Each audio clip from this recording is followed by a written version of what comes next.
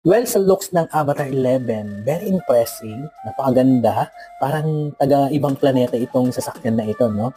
Mainly because the thin headlight niya and the smooth body shape and unique proportion pagdating sa kanyang exterior. Gustong-gusto ko dito yung boomerang style na DR light na meron siyang isa pang kilay doon sa taas. And ang ganda rin ng kanyang sequential signal light. At sa baba nito, nandun yung kanyang headlamp and meron siyang 3 lidar sensor. O ito yung tinatawag na light detection and reading sensor. At the side mirror, meron siyang signal light, naka-automatic folding na rin ito and electric adjustable na rin yung kanyang mga mirror. Guys, sa kanyang panoramic sunroof, ay naka-anti-UV na ito. Ito yung EV na sa taillight pa lang ay busog na yung ating mga mata at alam mong premium itong EV na ito. Fully LED na rin pala itong strip light na ito. And also makikita mo dito yung logo ng Avatar and going down at the right ka EV, nandun yung badge na 11. At dito sa side ka EV, meron siyang